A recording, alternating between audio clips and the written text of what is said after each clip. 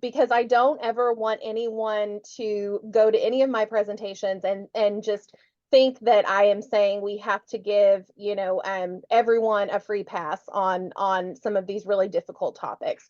So these are kind of the three acknowledgments that I just am throwing out there. This is what kind of the frame of reference that I'm operating under as I do this presentation. So the first one is that familial substance misuse can absolutely create unsafe environments for children in the home. We know that. We know that it's a thing. It's very well documented.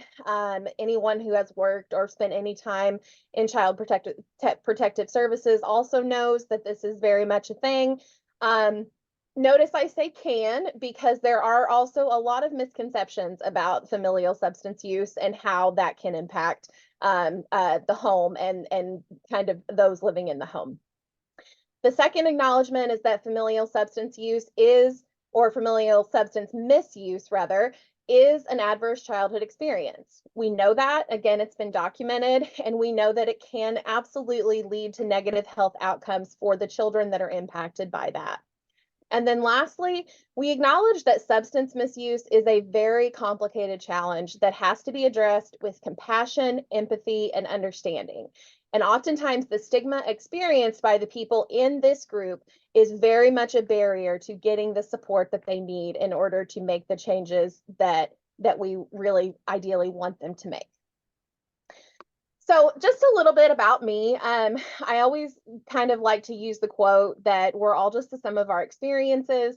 And so this presentation and really any training that I do and kind of how I approach my work in general is just based off of over a decade of varied experience and a life of living in a rural community. So I have lived in rural Gallatin County, Illinois, which, if you're not familiar, we are in the southeastern, very bottom part of the state, very small county, less than 5,000 people, very rural. And we face a lot of the typical challenges associated with rural living, including food insecurity, lack of resources, a lack of services, and really just a lack of opportunity overall. Gallatin County has historically been what we would consider and what those at the decision-making level would consider a hotspot for methamphetamine and opioid use. This has been a challenge for several decades, for a very long time. And unfortunately, in our area, there are just not a lot of resources. And oftentimes we see this substance use not just being a singular challenge for one person, but rather a generational interfamily challenge. I also have a lot of varied personal and professional experiences. And again, these have really shaped my approach to these community challenges. I have, as I said, been working over a decade in these rural child and family serving systems. And I feel honestly very blessed to have had the experiences that I've had, because it has really afforded me kind of a front seat to seeing the real-time impact of these challenges related to substance use and social determinants of health and all of these things, and how those things impact our communities. Bringing it a little bit more to the present, I have spent the last 4 years working in systems trying to improve things for children who have experienced trauma, families who have experienced trauma, and families and individuals impacted by addiction. So I spent a couple years running a National Child Traumatic Stress Network childhood trauma grant. During this time, I felt helpless. I'm just going to be completely honest. I felt incredibly helpless because the need of these children and the families that we were serving far outreached the capacity of the organizations in our area.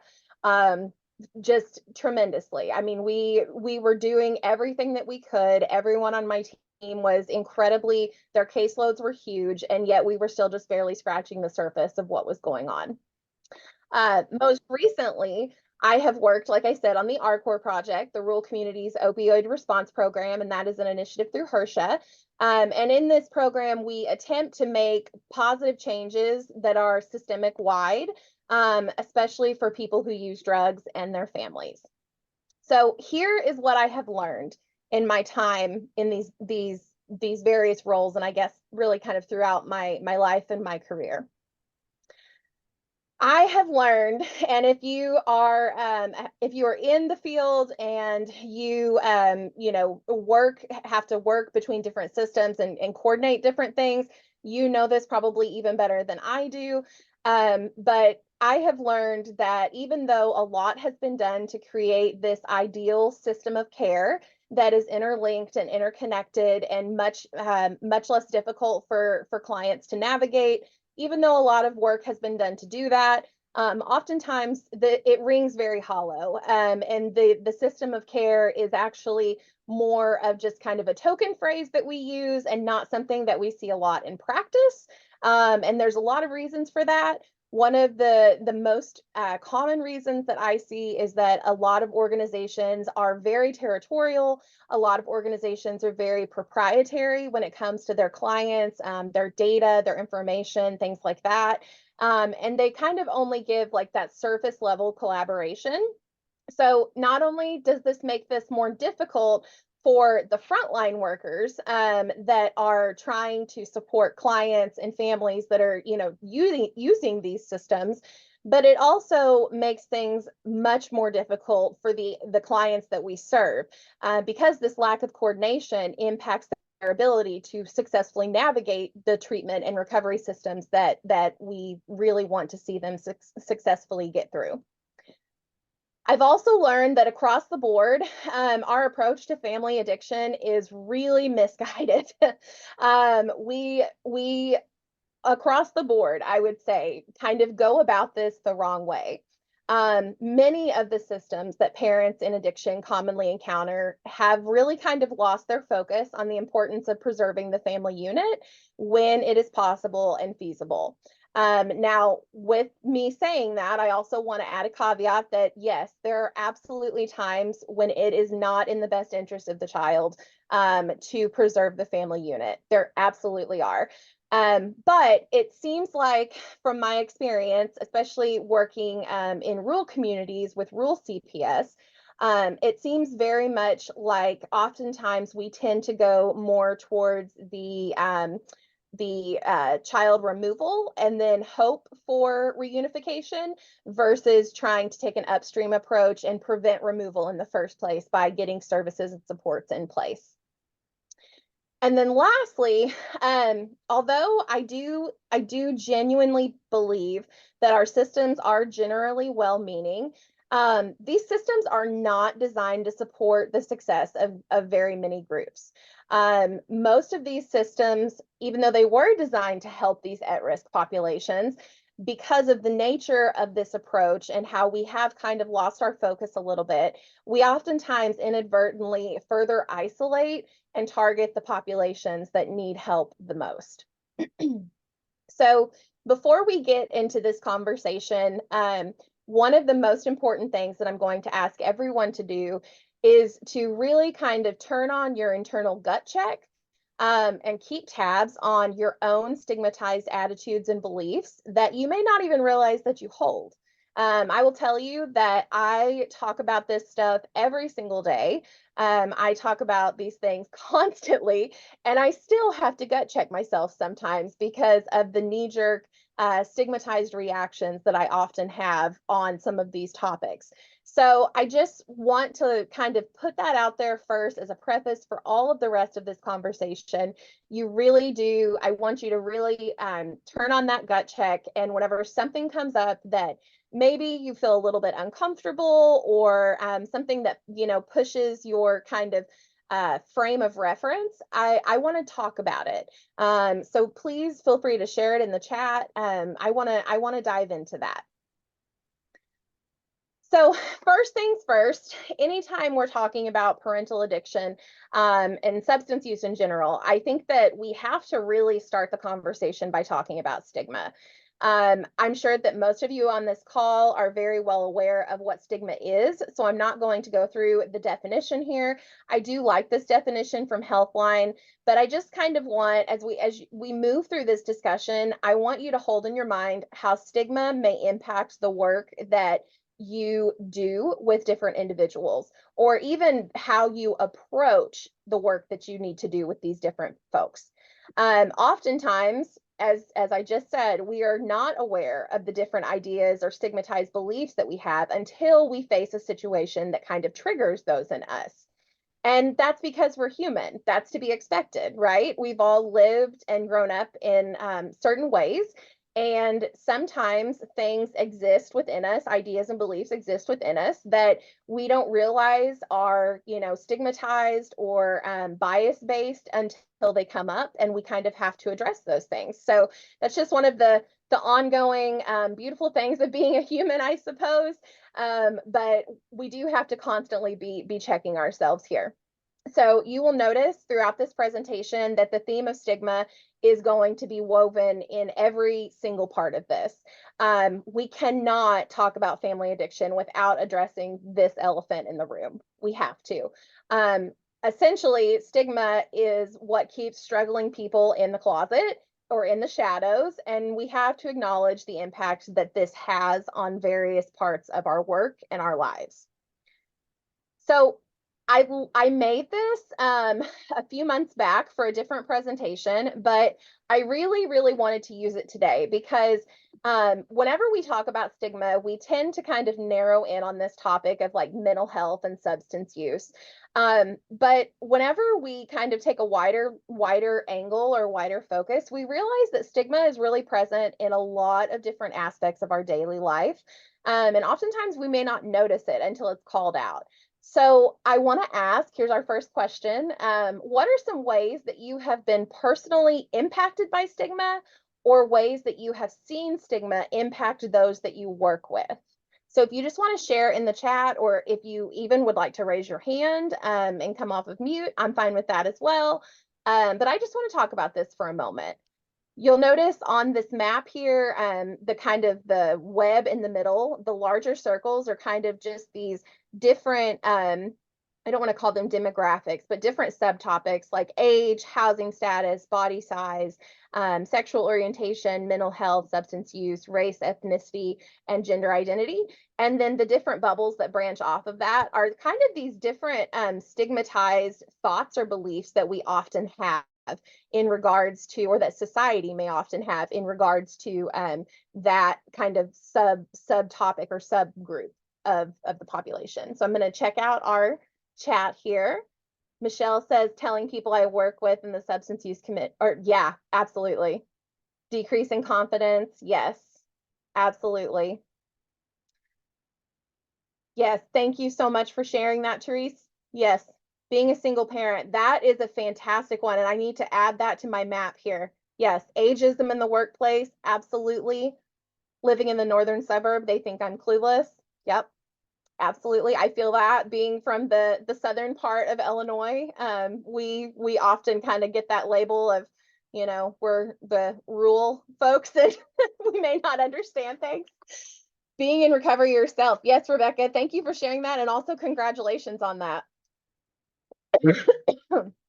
Believing that you're well-versed in a particular, oh, amen. Yes. Age, being female when counseling men. Yes, yes, yes, yes. Yep. Made to feel like someone's bad from family and friends. Absolutely. Not being in recovery. Yeah, absolutely. Absolutely. So we see that stigma plays out in a variety of different circumstances, right? We see it all the time. I know in my own personal experience, I have felt stigmatized as a mother because people just assume that because I'm a mother that I also, can't have a full-time career, or the vice versa, that if I have a full-time career that I'm less of a mother because of that. We see it all the time in body size. If you see someone who is, I don't know what I guess we would say plus size. I myself am a plus size gal. We automatically experience dismissal whenever we seek healthcare. Anytime you could go to the doctor about, your toe is broken, and they're going to say, oh, well, it's because you need to lose weight. And it's like, no, there's more going on than just that. So stigma is really present in a lot of different aspects of our society. And one of, or two of the places, I guess, that we really see it the most and that it's the most prevalent is in mental health and substance use treatment. With people who are in recovery, people who are still actively using, people who may have records from when they were using, whatever it may be, these are labels that never leave. Right. If I have many wonderful colleagues that are in recovery, absolute movers and shakers in my field, absolute movers and shakers that constantly still talk about the fact that people struggle to see them as anything besides an addict. And I'm using that's their language whenever they say this. We also see oftentimes a fear of seeking support. There is a tremendous stigma that is experienced by people who use drugs or people who are in recovery whenever they say, go to the doctor. Suddenly, a primary care visit about your back hurting becomes an inquisition during which the physician will not prescribe you anything because, you know, they learn of your history. And rather than address the actual issue, they end up, you know, trying to send you to treatment or something like that, which is great. But also, we have to respect that recovery journeys look different for everyone. Switching over to mental health, we see oftentimes with people who have chronic mental health challenges, we see a loss of employment due to, you know, employers just not understanding the nature of mental health and how it can be cyclical and it can be very nonlinear. And we also, and I think we all know this, we also have a lot of public assumptions when it comes to mental health. A lot of very, very stigmatized public assumptions that are not based in fact, but rather just in all of this stuff that we have heard as, you know, we have gone through life or as we've grown up or whatever it is, but they're not factual. So regardless of what topic it is in, we know that stigma limits access, right? It limits people being able to reach out for support. It limits the support that a provider is able to provide that person because of their own stigmatized thoughts. We also know that stigma causes and also reinforces shame. If you talk to any person in recovery, any person who is still in active use, you will notice that many of them have a significant amount of internalized shame about their experiences. And whenever we are working in stigmatized systems and not really addressing these stigmatized beliefs head on, we're kind of setting this environment up where this shame continues to be reinforced. And unfortunately, that's not an environment in which recovery and sustained recovery is easily achieved. We also know that stigma limits opportunities. Again, just the belief that because, you know, you're a person in recovery who maybe, you know, you have a felony or something like that, the job opportunities that is a whole challenge. There has been for the last couple of years a big movement to try to get more, you know, recovery friendly employers, because we know that recovery isn't just about abstaining from substance use. We know that recovery encompasses so many more things, like having a job, you know, having a home, being able to provide for yourself and take care of yourself, having a network, all of these different things. We know that stigma also increases the impact of risk factors. And I'm talking risk factors specific to social determinants of health and other health risk factors. Because stigma essentially keeps these folks in the shadows, regardless of what group we're talking about here, we know that stigma keeps people from seeking the help that they need. Unfortunately, that's just a very real reality of where we're at in the world. So we have to be aware of this in order to really properly serve our clients and support these families. So my next question here, shifting our focus kind of back to our topic of familial drug use.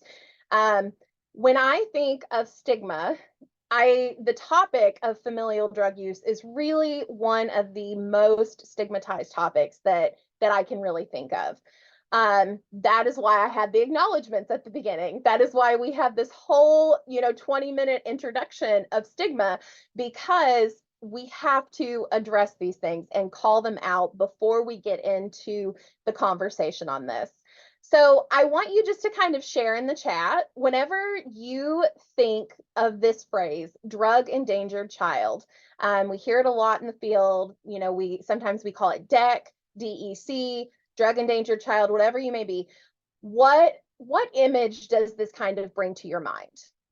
And if you just want to throw that in the chat, I'm gonna run over here. Okay, so smoking marijuana around them. Yes, thank you, Kimberly. Passed out parent, a child missing school, absolutely. A child neglected in some way, using drugs around them. So I'm seeing that we're seeing endangerment by parents. What else? What else are we seeing? Let's think a little broader than the parent. Okay, yes, drug use during pregnancy, absolutely. Let's think a little broader than just parents. Let's think about context as well. When we think of a drug endangered child, what is the context of that situation? A child using themselves, yeah, absolutely. High risk neighborhoods, yep.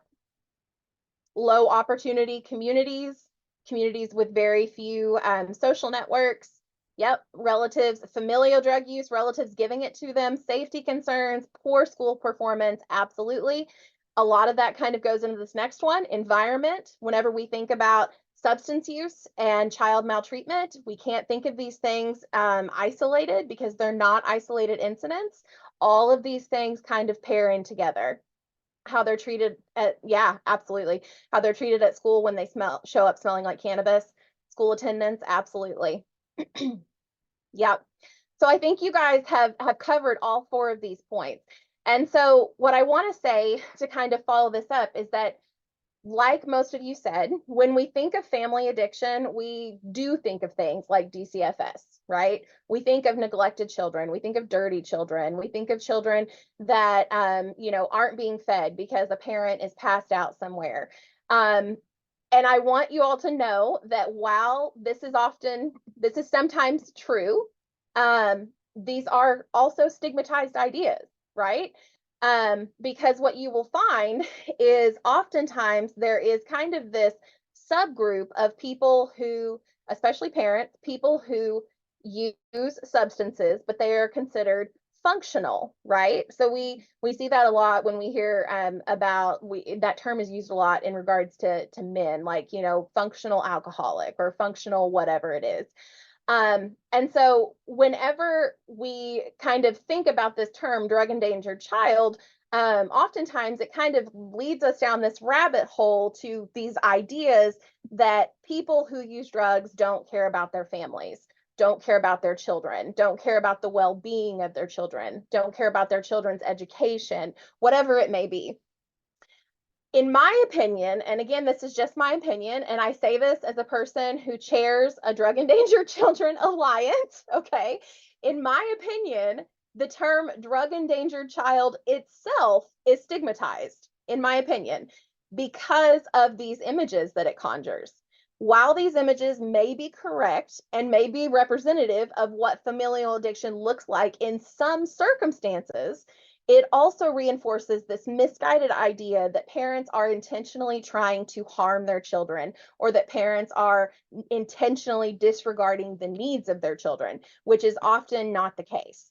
One of the best things that I have learned from working with several people in recovery is just how functional many of these caregivers are, despite the fact that they were using substances. We especially see this in mothers, and we'll get into that in just a little bit later in this presentation. But this is something that we just have to think about. So whenever we take the emotional language out of it, and I really like the term children impacted by addiction, or child impacted by addiction. To me, that feels much more neutral than a drug endangered child. But that's just my opinion. Again, when we take the emotional language out of it and we accept that addiction is a disease, right? A medical disease and not a moral failing, it doesn't mean that this person is a bad person. It doesn't mean that this person doesn't love their child. It doesn't mean that this person, is, whatever, adjective you want to put in there. We're able to get a better picture of what's actually going on in the circumstances and how we can support and hopefully preserve that family. So I made this graphic because I really wanted to kind of show that oftentimes whenever we hear this phrase drug endangered child, we only see some things on the surface, right? So I'm sure that a lot of you, especially if you're in clinical practice, you are familiar with kind of the anger iceberg, right? Where on the top we see, over emotional, angry outbursts, we see yelling, whatever. But then whenever we get under the surface, whenever we start looking a little deeper, we realize that there's a lot more factors, there's a lot more going on than what we were initially aware of. And the same is true whenever we talk about familial addiction. So again, you heard me say this earlier, child maltreatment and neglect does not happen in a vacuum. There are many different things that contribute to this. There are many different protective factors that outweigh some of the risks associated in these families. And then there are also some risk factors that kind of increase the potential risks and different things that could potentially happen with these families that we work with.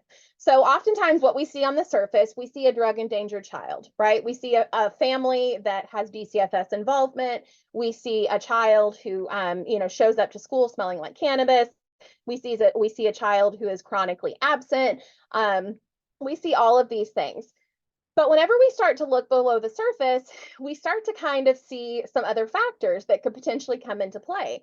So we see that, the child's temperament oftentimes is a very big factor. Some children are very happy, some children are very, free spirited, and then some children require a little bit of extra love and attention, right? We know that child trauma is another thing. So if you are especially working with families that have been impacted on a generational basis by substance use and trauma and mental health and all of these things, all of that kind of gets translated to the child, right? And how do kids react whenever they have been traumatized? Well, oftentimes their reaction comes out as behavior, right? And it's typically not good behavior. Oftentimes it is, really challenging behavior or behavior that is very difficult for the parent or caregiver, whoever it is, to manage. We also see that this child trauma can also lead to things like behavioral health or mental health challenges. We have medically complex children that, again, none of this, I'm not saying any of this is the child's fault. So please don't take that as, what I'm saying. None of this is. Actually, not a single thing on this graphic I'm assigning any blame to anyone for. But these are all just potential stressors and potential factors that complicate this issue and that we oftentimes miss whenever we are really trying to support a family that is impacted by addiction. Whenever we dig even further, and I'm looking at the red kind of bubbles there, that's whenever we get into things like environmental factors. We get into things like unsafe communities, social determinants of health. Does this family, are they food secure? Do they have to worry about where their next meal is going to come from? Does the child have to worry about that? And does the parent have to worry about how they're going to feed their children? Do they have a support network? Do they have people that they can turn to that are safe and appropriate in the event that they need childcare, they need a babysitter? Do they have appropriate childcare? Do they have employment options, or are those limited because of some constraint or something?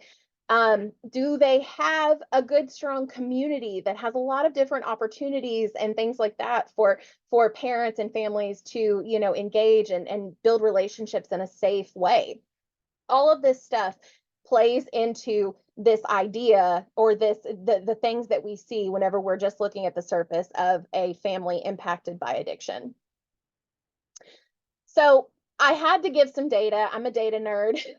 I absolutely love data, but I also want to give this information because whenever we think of these challenges, we have to realize that they are way more prevalent than what we even realize. Um, as of 2023, approximately 1 in 8 children in the United States live with at least one parent with a substance use disorder. 1 in 8. That is significant. Whenever you think about a classroom with, say, 20 students, that means at least 2 of the students in that classroom are going to be living in a home that is potentially impacted by addiction of some sort. I would also argue that in certain communities, that number is actually higher. And you'll see why in just a moment. In 2019, we saw that almost 40% of children that were removed from the home were removed for substance use related concerns. Again, that is a huge number. In Illinois, especially in Southern Illinois, we have anecdotally been told in our work over the last couple of years that it's a factor in roughly about 60% of cases in which DCFS decides to remove a child from the home, that substance use or parental substance use is a factor in that. So we know, obviously, this is causing issues. We also know that approximately 9 out of 10 people struggling with a substance use disorder, so we're talking about adults and children here, 9 out of 10 people struggling with a substance use disorder do not receive treatment. Why? There's a lot of reasons. There's a lot of potential factors. And this is something sometimes my brain just really likes to go down a rabbit hole with. But I think a lot of it really comes down to stigma. And this belief about how parents should be, and a person feeling like they are not measuring up to whatever that belief is. The blue square is a quote that we're going to come back to in just a few moments, but it says globally, women are underrepresented in treatment for substance use disorders. Now, if you work in the field, this is probably not a surprise for you. There is a tremendous lack of services, residential treatment services, detox services really across the board for substance use disorders that are designed for women. We have more designed for men. I mean,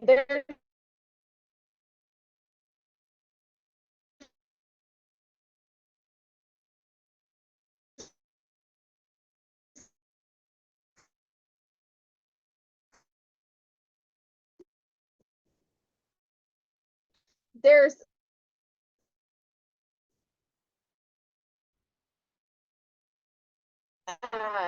a deficit, right? We know there's a deficit, keeping her children, her family with her.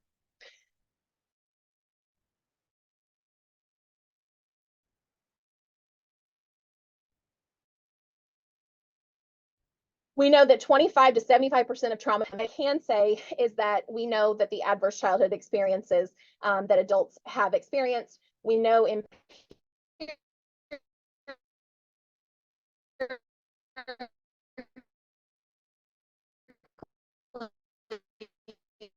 that is connected to enhanced that is during their adulthood. We know that that population has higher rates of alcohol and drug use disorders than their peers do.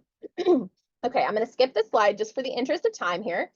So this is something that I feel like is very interesting. And because I am coming at this from a rural perspective, I just wanted to share this. I know we have representatives across the state here, and I'm so excited about that. I know we have, several folks here that are probably from very urban areas, some that are from, kind of the more metropolitan, but not quite, urban. And then we probably do have some folks on here that are from, rural areas like where I am from. What we have seen, and I have the citations for each of these things, this is across multiple different studies. What we have seen is that whenever we are talking about CPS, DCFS, and deciding to remove a child due to substance use risk or parental substance use, we see that geographic location really plays a crucial part in that.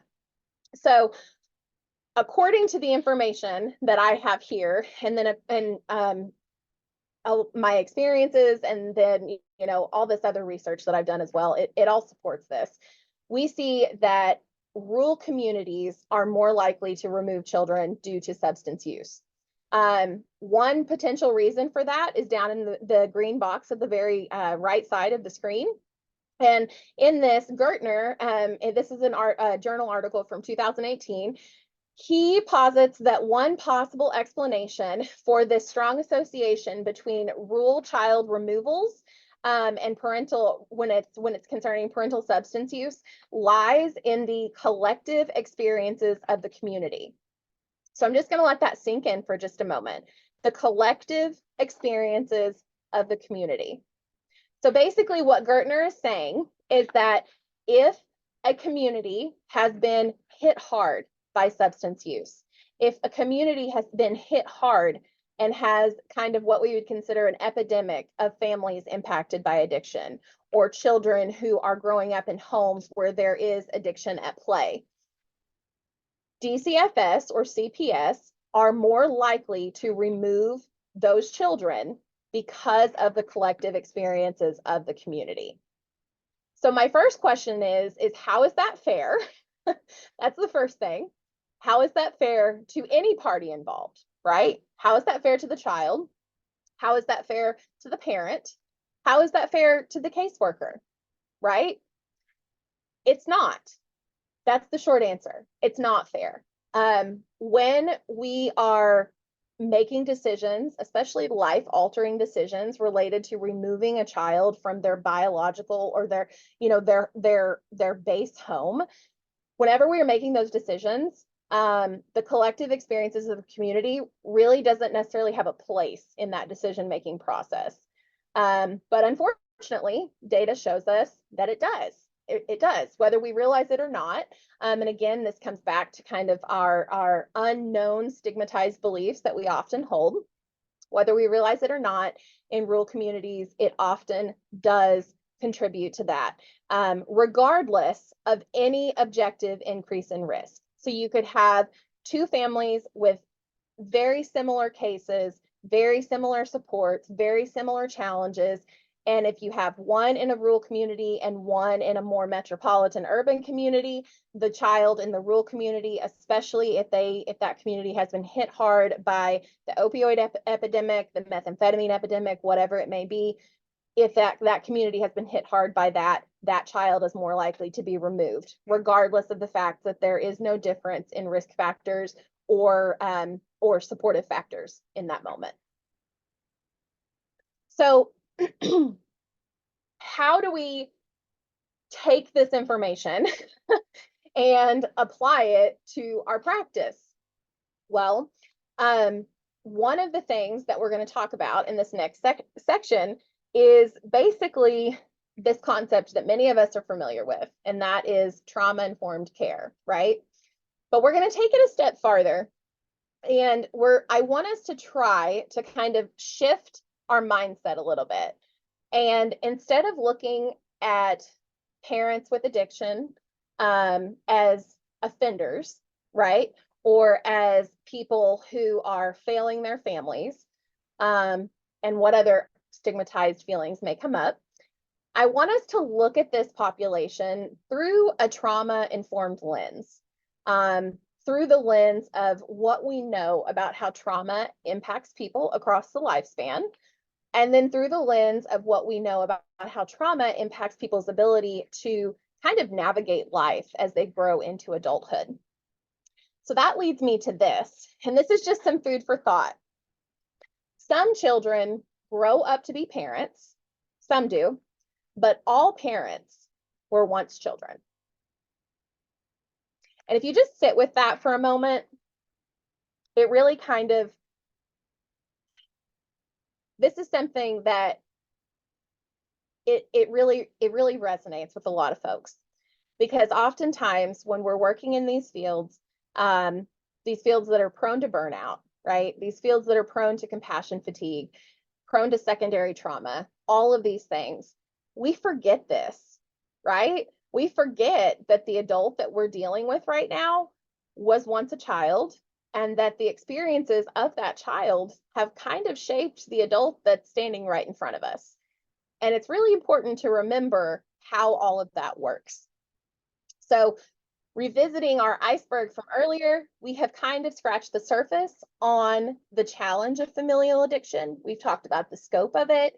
We've talked about how prevalent it is. We know how it can impact children. Now, I want us to dive a little bit deeper into how some of the things that we find are often connected with the foundational needs that we often miss when we're working with this population. So the very first thing that I have to get into, and I only have one slide on this, because this could honestly be a whole presentation in and of itself. But this kind of concept of social determinants of rural parenting.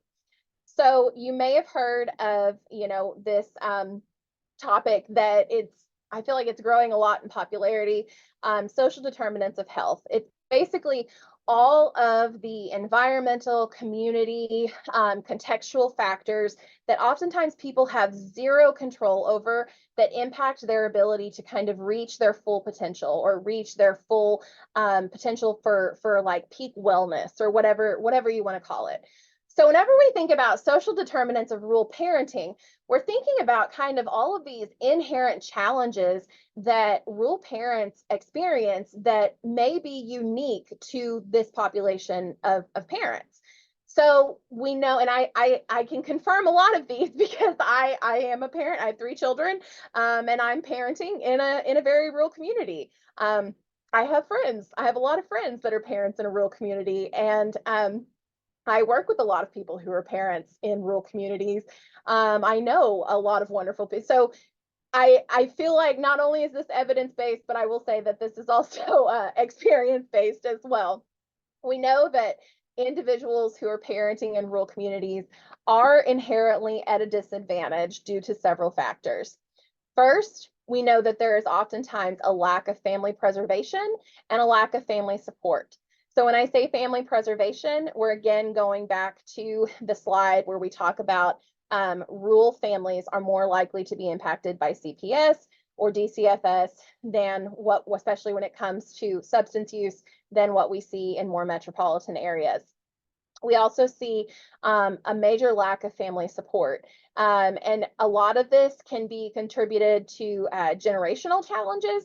I know my parents' generation, they, from what I have read from the research on that generation, they are probably some of the least involved grandparents as a whole. Now, obviously, you have some standout ones that are just amazing, but across, as a whole, the group, are probably some of the least involved grandparents because they come from the mindset of, I've raised my children, these are your children now, right? So you have sometimes this lack of family support. You also experience workforce shortages. I will tell you, in the county that I live in, there are only 83 employers in the entire county, okay? 83 employers. And the majority of those jobs are jobs that people typically get into and hold until they retire. So there's not a lot of turnover. We also know that when it comes to healthcare provision in rural communities, there is very often a long wait list. We saw this especially post-COVID, during COVID in substance use and mental health. We saw this just, I mean, the wait list was staggering. Programs that it used to take you a week to get your appointment set up now is taking you 3 to 4 months because of the amount of people needing services as compared to the amount of people or providers that we have able to meet the demand. We also know that in rural communities, economic disadvantage and poor recovery infrastructure is very much a thing. When it says poor recovery infrastructure, that means opportunities for people who are in recovery to engage with other people who are in recovery. Now, I will say this has gotten a lot better in the last probably 2 years with the emergence of ROSC councils, RCOs, peer specialists, all of these different peer-related activities. This has improved some, but overall, I mean, again, coming back to Gallatin County, There is not an AA meeting in Gallatin County. There is not an NA meeting in Gallatin County. We have no meetings. We have no meetings. So if someone from our community wants to attend a meeting to support the recovery, they're looking at driving at upwards of 20 miles to get either to Saline County or to White County. Which again, I don't have to, I know I'm preaching to the choir on this. Transportation, huge barrier problem whenever we're talking about rural communities. Lack of opportunity, we've already kind of covered. So I'm going to move on down to lack of evidence-based understanding of complex challenges. This, again, is something that we see in multiple different fields. We see this in education. We see this in healthcare. We see this in mental health, substance use, just all the way across the board. We see a very common thread of a lack of evidence-based understanding of complex challenges. And I'm not, again, putting any blame on any providers or organizations or anything like that. It's just the fact is that we are oftentimes understaffed as is. The need of the client is greater than the capacity of the organization. And when that happens, workforce development and training kind of gets pushed to the wayside because we're so focused on meeting the needs of the client. So it's nobody's fault. It's just a reality of rural living, if that makes sense. And then the last one, we have a lack of competent, well-trained support service providers. Again, this follows up with the previous bullet point. This is nobody's fault. This is just the reality of the system, especially in rural communities in which we work. And so how all of this connects to familial addiction or to parents with substance use disorders is that not only is this population facing all of these social determinants of rural parenting, so not only are they experiencing many or most of these barriers that we just talked about, but they're also at a much greater, they're kind of even farther behind the starting line because of the substance use disorder, because of the fear of being found out, because of the fear of DCFS getting involved. It just compounds the issue, if that makes sense. Moving a little bit now into parental trauma. We cannot talk about parental substance use without talking about parental trauma. We have to. And in my opinion, this is one of the biggest things that we can do to really address head on these stigmatized beliefs and attitudes that we hold about people who use drugs. So we know, and we'll talk about it in just a moment, but we know that there is a huge connection between trauma and substance use. We know that people who use substances, whether they're actively using or they're people in recovery, oftentimes they have higher ACE scores. Oftentimes they report significant childhood trauma. Sometimes they report, and it doesn't have to be, child abuse or anything severe like that. It can just be, lack of responsive parents. It can be, instability, food insecurity, all of these things that oftentimes families don't necessarily have a say in, right? They don't necessarily have a way to kind of fix it. They just have to kind of live with it how it is and try to navigate that experience. Well, parents are no different, right? Again, some children grow up to be parents, but all parents were once children. So whenever we're talking about parental substance use, we have to think about them as the potentially kind of traumatized child that could be kind of hiding under the surface in there, for lack of a better phrase. So we know that childhood trauma stays relevant and active across the lifespan until it is addressed. We know that. Research has shown that. I'm a trauma therapist, and so my training and my practice in that has definitely followed that trend. And anybody who kind of works in the field and knows about trauma and how that impacts the way our brain develops and the way the trajectory of our life kind of goes if nothing changes, right? Knows the impact that this can have on a person. It impacts a variety of different domains, and unfortunately, these domains oftentimes bleed into parenting. So whenever we're talking about this, it impacts our sense of self as a parent. Trauma has a way of fragmenting us, right?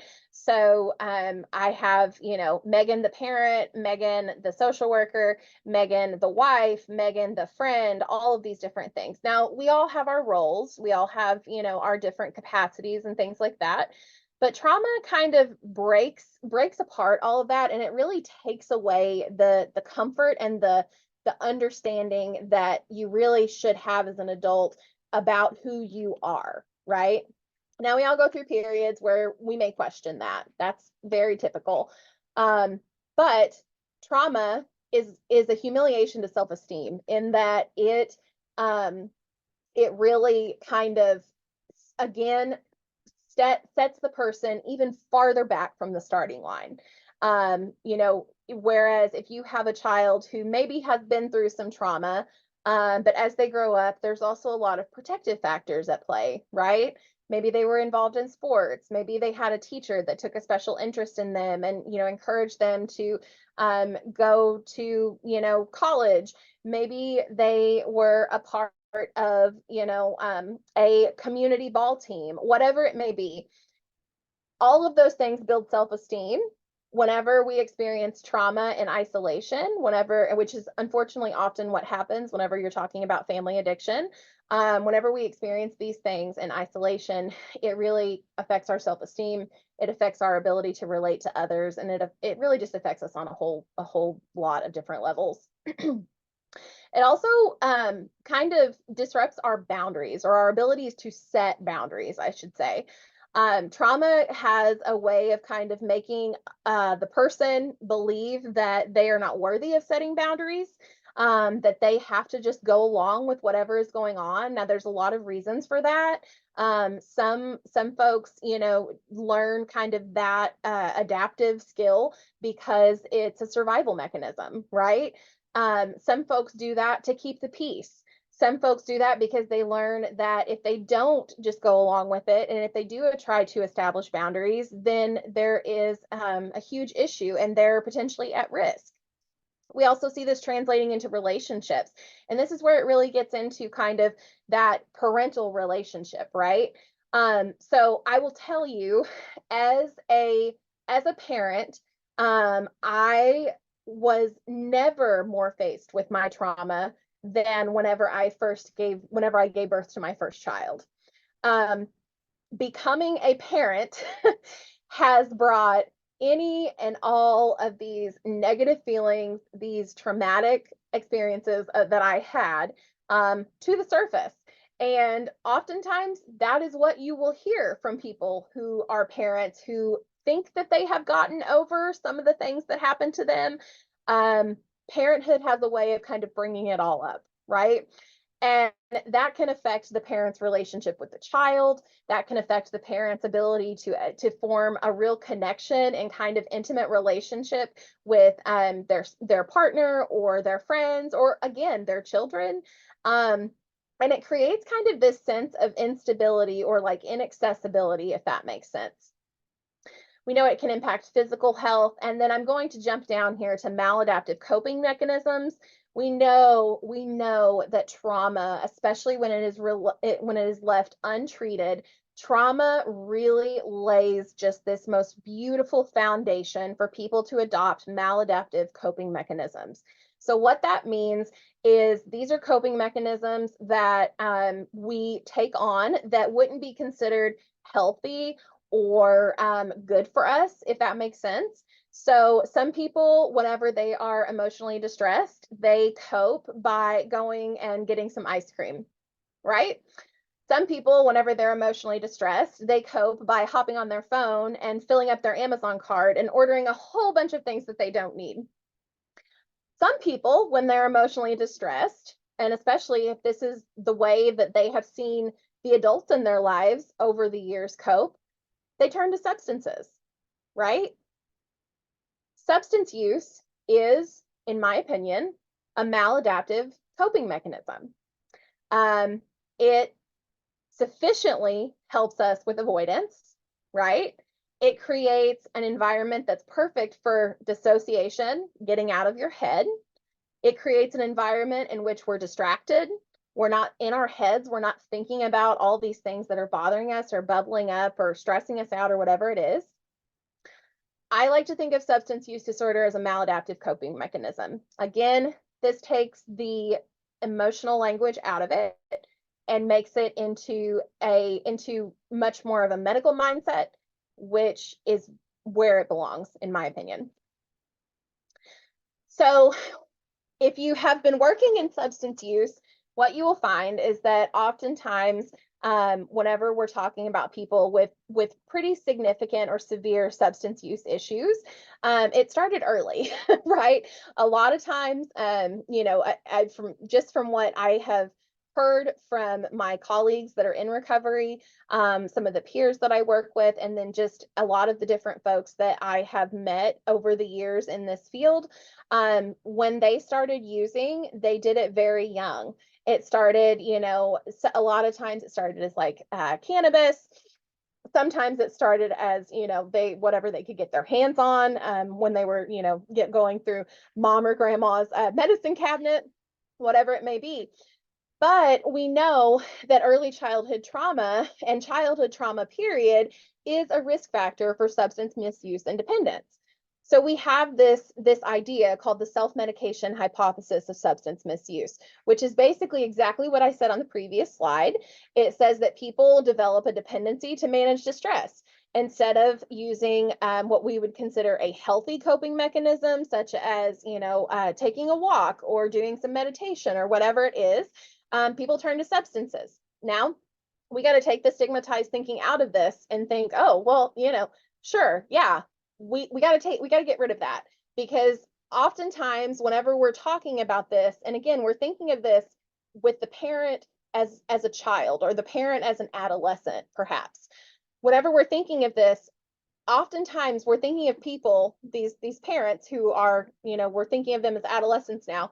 Oftentimes they're growing up in homes where they see substance use being used as a coping mechanism, right? Dad comes home from work, he's stressed out. So what does he do? He gets out a case of beer and he starts going at it. Mom, is feeling stressed out. So what does she do? She disappears to the garage, she smokes a joint, and then she comes back, right? We see it all the time. So if a child is growing up in this environment where the only coping skills they see or they're witnessing are related to substances, what else can we give them, right? If they're not involved with services, if they haven't come to the attention of any of our systems, how are they going to learn other things? They may learn something at school. They may be a very intuitive child and realize, like, there's a better way to deal with this. But really, where are they going to learn it? Just something to think about.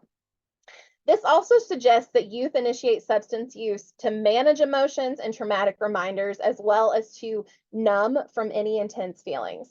That information is backed up by data from various youth surveys on youth that use substances. And anyone who, or I would say most people who are in recovery, will also echo that same thing, that when you are using, it does kind of put those traumatic reminders out of your mind. It does make you feel numb to this emotional storm that's going on inside of you. So it does the job, right? It does. It's not healthy. It's not what we want, but it does do the job. Now, there is a cyclical relationship here in that trauma is a risk factor for substance use or substance misuse and dependence, but also substance misuse and dependence is a risk factor for trauma, right? So this is kind of connecting the cycle here. We know that roughly 45 to 66% of adolescent substance use disorder precedes the onset of trauma exposure. So about half happen actually before the trauma happens. Now, I will say one caveat with this that I'm not sure about is how they measured this regarding, did they look at complex trauma, which is multiple ongoing traumas that happen throughout a lifespan, oftentimes like relational things with parents or family members or caregivers or whatever it is, Or are they looking more at, you know, kind of like the big T traumas that we would call, like, you know, incidents of child abuse, or, you know, disasters, whatever it may be. We also know that youth with substance use disorder may be less able to cope with a traumatic event because of functional impairment. Um, that is one of the biggest things about prevention, is that we have to start early before they start using, because once they do start using, it becomes very difficult to kind of get them out of that habit. And we do know that anyone who starts using any type of substance before the age of 25, it really does impact the way their brain develops, because the brain is not fully developed until, they say, age 25, but I've heard estimates even closer up to 30. So, you know, all of that plays a factor here. And then interestingly, in a study, they found that adolescents with substance use disorders were twice as likely as peers to develop post-traumatic stress disorder following trauma than peers. So this again lends itself to kind of several factors. One, early initiation of substance use changes kind of the development of the brain and the way the brain receives external information. And then two, adolescents with substance use disorders may be in environments that are more likely to be traumatic or more likely to be adverse than what their peers may be. So as we continue here into adulthood, we think about kind of this maladaptive coping and how that translates to navigating parenthood, right? And so I like to boil it down here into this idea of the window of tolerance. Now, in therapy, whenever we talk about the window of tolerance, where our goal is always to kind of widen the window, right? We want to open it. And what that means is that the person essentially has more tolerance available for kind of the ups and downs that come throughout the day. So our window of tolerance is really kind of shaped by the sum of our cumulative experiences. So if you are a person who has been through a significant amount of trauma and that has not been addressed, you are likely to have a very narrow window of tolerance, which means you are good until something starts to veer out of your window of tolerance, and then you may start to experience some of these traumatic responses or traumatic stress symptoms, such as rapid breathing, rapid heart rate, panic, feeling ungrounded, all of these different things.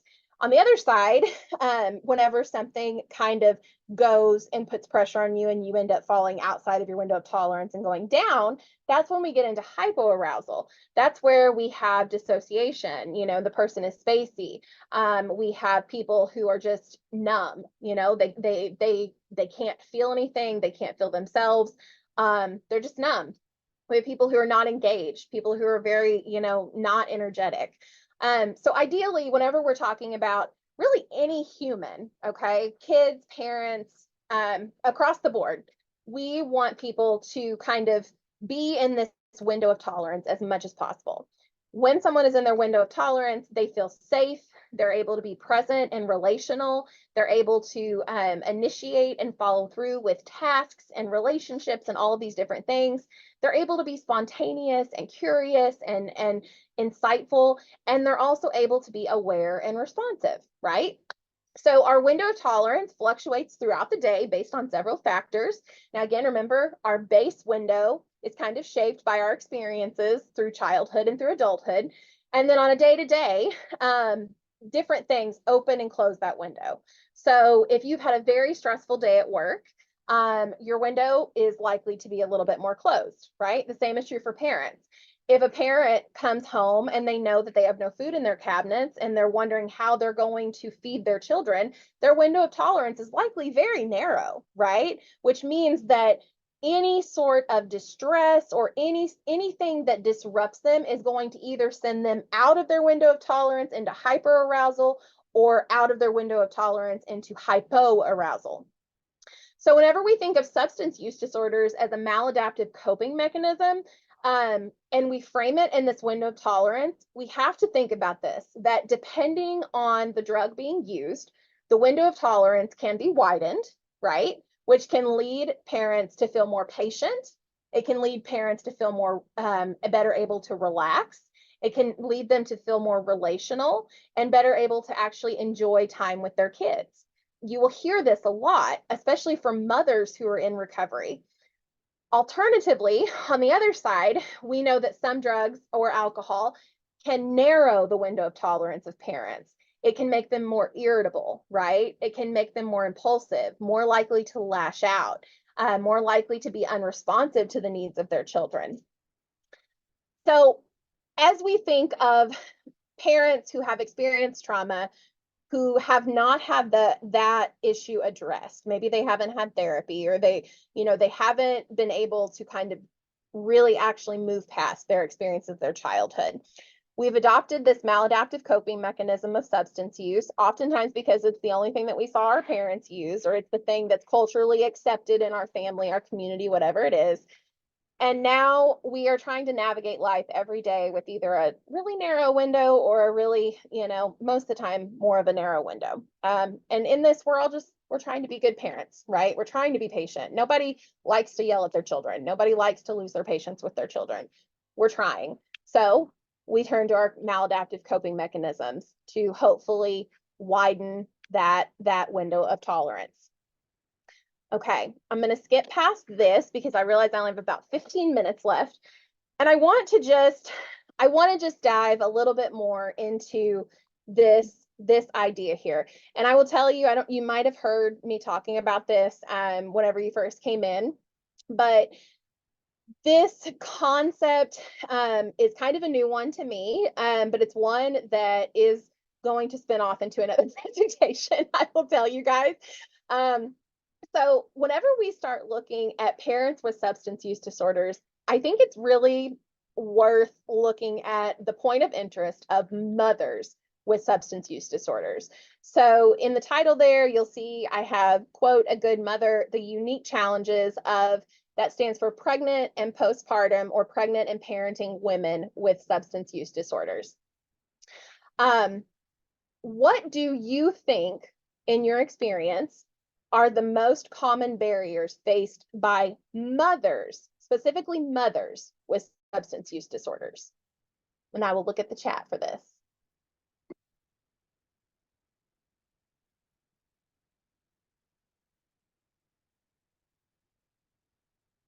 Stigma, feeling guilty, single parent household, judgment, not having help with the kids, no support, shame. Absolutely. As a society, we have this social construct, right, of what a good mother looks like. And research has looked into this and actually really demonstrated that the social constructs that we have for what a good mother is versus what a good father is really, really differ. This has a tremendous impact on mothers being able to seek treatment. So on this slide, you will see that I am referencing an article. It's down there in the bottom left, and you will get this article in just a moment in the folder link that I'm going to give you. But this article kind of looks at this group of mothers and grandmothers with substance use disorders, and it kind of breaks down into two categories here. So we have facilitators, which are the things that lead to successful recovery, lead to successful treatment completion. And then we have barriers, okay, which are the things that basically make it so that the parent cannot complete treatment, or the parent cannot is not able to, maintain a long-term recovery, whatever it may be. So interestingly enough, as we get into these here, when I click, there we go. Interestingly enough, you will notice that many of these things overlap between facilitators and barriers. So in other words, when one of these domains is not met, it becomes a barrier. But when it is met, it increases the likelihood for mothers to be able to successfully finish treatment and actually maintain a long-term recovery. So we see here that the facilitators for mothers seeking treatment, for mothers in maintaining a recovery, they start with the individual and then they branch out from there. So when we're looking at individual, the very first thing that comes through is motivation. Mamas want to be able to take care of their children. They want to, right? the majority of them want to be able to take care of their children. The majority of them want to be able to be a present mama for their child. They want to be able to be a good mother, a quote, good mother, right? As society has defined that. Now, branching out a little bit more from those external factors, we have the interpersonal ones. So this is our domain of family support and grandparenting, right? So this study, it interviewed a lot of mothers at different stages of the lifespan. So you have, younger mothers, you have older mothers / grandmothers, you have just, they run the gamut. We found that mothers with a supportive family found it easier to access treatment. Why? Because they have a support network. They have someone to help take care of the children. They have someone that says, oh, you can't pick them up at school today? That's okay. I got them, right? Oh, you need a break and you've hit your boiling point. You don't have to pick up, the pipe or whatever it is. I'll come and get the kids for a little bit. Let me help, right? We also see that grandmothers raising grandchildren, especially, and we're talking here about grandmothers who have substance use disorders. Grandmothers raising grandchildren report that accessing treatment was and this is a quote directly from this article, was a chance to break the intergenerational cycle of substance use. And I think that that's just absolutely beautiful. I honestly don't have the words. I love that quote. Lastly, moving into society and structure, obviously a facilitator, a good motivator for mothers getting help is the fear of child protective services. So the fear of being mandated to be involved, the fear of being discovered, for lack of a better word. We know that this is a motivator to seeking treatment. But interestingly enough, this study stated that while CPS involvement did increase access to treatment, it's unclear if this actually leads to long-term recovery, because oftentimes we're looking at mandated versus voluntary, which, as you all know, if you work in the field, is kind of a thing whenever it comes to substance use disorders. We know that oftentimes mandated treatment is less effective. On the other side with barriers, and I'm going to go through this kind of quickly, we have the fear of child separation, the stress of reunification, and maternal mental health. So we have moms who say, I want to get help. I have substance use, or I'm using drugs, I'm doing this, but I could not stand the thought of being physically separated from my children or losing custody, right? And we have mothers that even take it a step farther and say that physical separation from their child or the loss of that custody is the driver that sent them to relapse, or that prompted them to continue using, because what's the point, right? And you'll see that on the next slide. Next, we have the community. So again, moving outside of our individual, we have very few childcare and residential treatment options for mothers. We know, especially in rural communities, quality childcare is very difficult to come by. Appropriate childcare is very difficult to come by. It's very expensive. And whenever you're in an area that already doesn't have very many job opportunities, it's a real challenge. So not only is that a challenge, but also it is a barrier to treatment. How am I going to go to, a residential facility? How am I going to go to detox? Who's going to take care of my kids? What am I going to do? So you can kind of see how all of these pieces, whether they're facilitators or barriers, they really kind of all interplay with each other. And they ultimately are wrapped up and tied beautifully with this society or structural expectation and role of what makes a good mother. So we see that these expectations are unbalanced. Again, oftentimes they differ very much between mothers and fathers. And then we know that mothers experience tremendous shame, regret, and guilt when they're not able to meet these social constructs of motherhood, which then can either push them further into their substance use disorder, or it can push them and pull them away from their children. Either way, it's not a good thing. This slide, I know I have about 8 minutes left here. I think I only got like 3 slides left. I just want you all to take a minute and just kind of read some of this. So the quote in the middle, I will tell you, is from a very, very dear colleague of mine who lost her children She had 4 children that were terminated by DCFS because of different circumstances. Substance use was one of them. The fifth child, she has regained custody. She has, since he was born, she has not touched a drug. She says a judge gave me a chance and I was not going to blow it. But whenever she said this to me, it stuck with me. And I've never forgotten it. She said, when you take away our children, you take away our reason for not using.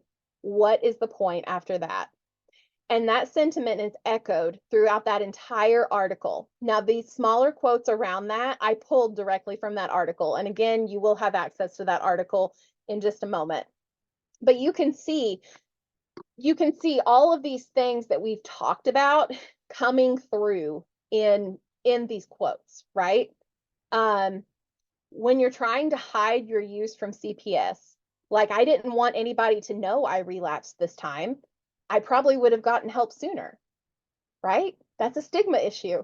That's a fear issue. That's a mom being terrified that, she's going to be reported to CPS if she reaches out for help. I was more or less scared of going to treatment because I didn't want CPS to find out right then and there. That's a huge barrier. I have kind of been starting to get into the field of perinatal substance use and looking and kind of figuring out what that looks like and what kind of treatment and harm reduction approaches are available for that. And this is something that I have heard so often from CPS, especially from investigators. They report that oftentimes the substance exposed babies, the mother has not had any sort of prenatal care up until that point. And whenever you talk to those mothers, you find out it's because they were afraid of being discovered. In our area, it's very common for these women, because we do live in a tri-state area, it's very common for these women to actually go out of state, give birth to their child, and then come back into the state and hope that they can fly under the radar and not be quote unquote caught, right? Because they know that they have this issue, but they also know that they love their babies. They love their children. They want to keep them, right? They want to take care of them. There's a lot of powerful quotes on this slide, and you guys will all have my slides after this is over. So, how do we take this information and do better, right? I could not think of a better section header for this than this quote by Maya Angelou that says, "Do the best until you know better. Then, when you know better, do better." And I'm a big quote lover, in case you guys can't tell. Following up that quote, I have this quote from Jerry Moe. I say Jerry Moe / Betty Ford because I think it came from both of them, maybe originally Betty Ford, but it says, "Help the children, but if you really want to impact the next generation, help the people who are raising them." Ever since I heard that quote for the first time last year at a conference, it has absolutely changed the way I approach these challenges. So, how do we translate this trauma-informed knowledge into action? First, we have to absolutely prioritize upstream approaches to prevention here. We don't want to identify these families after there has been an issue. Get a drink here. We want to create communities and environments that encourage these folks to step forward, right? And I will tell you, providers, we have to recognize the inherent power differentials between us and the clients that we serve. This is why I'm such a huge proponent for putting peers and community health workers and anybody who is in kind of that paraprofessional capacity. I am a huge proponent of putting them in every single environment that we can, because the relationship that those folks are able to establish with a client is a much different type of relationship than what a provider is able to establish with a client. We have to engage parents and families in fun, non-clinical settings. We have to build rapport. And again, this is all stuff that we want to do before the metaphorical crap hits the fan, right? We want to do this. We want to start doing this now so that we're creating an environment that says, hey, if you have an issue, I can help, right? When we look at intervention, first thing, safe, non-judgmental spaces for parents to access mentorship and peer support. We have to be very intentional about engaging at-risk families and support services, again, with these paraprofessionals. We also have to stay aware, constantly aware of our personal biases and our attitudes, because how we carry ourselves, those things will come through and our clients will absolutely pick up on them. We want to educate parents about their rights and their responsibilities, especially when it comes to things like CPS involvement. And we always, always, always want to safety plan for things from a harm reduction perspective. So we're safety planning for relapse. We're safety planning for use, right? That if you need to use, what are you going to do with your kids?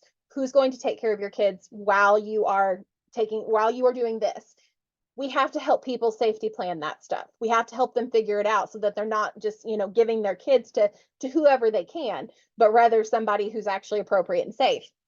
And then looking into recovery, we have to encourage stability by assisting parents in meeting these social determinant of health needs and meeting these basic needs, right? Things like housing, things like a job, things like being able to put food on their table, being able to, access healthcare. We have to help them with this. Recovery is not something that is just about abstaining from substances. It requires a whole different network of support, a whole kind of web of support in order for people to be successful in their recovery. We also want to help parents manage the expectations of themselves and their children. We want to make sure that parents understand that recovery is not a linear process, and that sometimes, relapse is very much an expected part of the recovery journey. But we can address that, right? We can safety plan for that. We can relapse plan for that. We can figure out what to do. So if that does happen, it doesn't send all of this work that we've done into a spiral and it gets blown up, but rather, okay, this has happened. Now we're going to move forward in this direction and we know what to do. We have to address these things. You'll notice one very common theme throughout all of these, and that is relationship. We have to have a relationship with these folks. We have to intentionally engage these populations, because if we don't, we are going to miss them until it is too late. This is something that you will have access to in this folder. So this is something that I have started doing for most of my webinars. There is a Google Drive folder called Parental Substance Use, I think. And if you scan this QR code, you can take your phone and just hold it up there, open your camera, and put your camera on the little funky looking square, and then click it. It will take you to a Google Drive folder that contains a ton of information about this topic. It contains my slides. It also contains a lot of different articles and resources for a whole gamut of topics that are related to parental substance use. So I will leave that up there. And then Nancy, I am finished. So I'm open for questions. I know I'm right at 2:30, but I'm ready. I'm ready to wrap up. Well, this was great. Even though I've heard you before, like you have said, there's always something new in there. And I think that that's incredible. And I just so appreciate it. Any questions? Anything that someone wants to drop in real quick?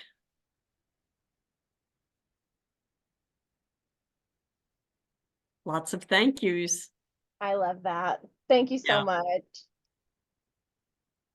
We will send out some support stuff along with the certificate. And Megan mentioned Jerry Moe. I want to be sure and let you know that we will, along with your certificates, send out the registration. He's coming in again in June and doing another webinar for us. And they're always great. He's so good and knows what he's doing. And this one will be about his work with Sesame Street workshops, Sesame Street and communities, because he's behind a lot of the design about how they're addressing substance use disorder for little kids to understand it. And if you've seen any of that on Sesame Street, it's impressive. They started it in 2019, and I remember watching the first event, and it was really special because that's one way we can start helping kids know it's not their fault. Yep. And that they can move forward, and so can their families. So as we sign off, I will ask you to please fill out the survey. And Megan, thank Yes, you. I love you. And that's okay. It can go on the video. I don't care. that's right. I love you too. We'll put it And on I the love video. what you do. So I am going to sign off here so that you can do your survey. And we will talk soon, everybody. Thanks again. Thank you for being here, everyone.